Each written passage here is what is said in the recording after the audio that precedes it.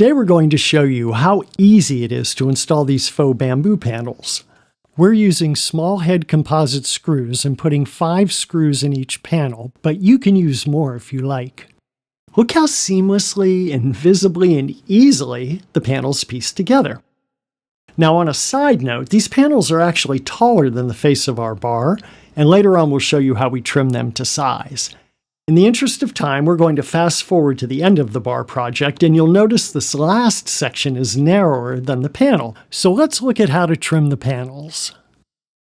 First, you measure the face of the bar or whatever project you're doing to get the height that you're going to need. Then, on the back side of the panel, make a mark on each one of the raised sections. Our guys are going to use a piece of string for a straight edge, but you can use a ruler, a 2x4, anything that's straight.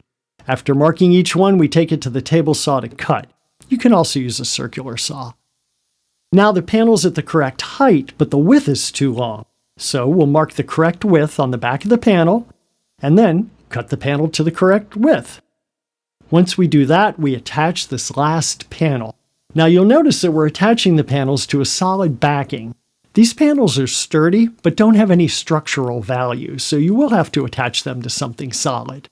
In real time, after the guys cut the correct heights, this took about 20 minutes to install. And check out the finished product. It really does look that good, and it really is that easy.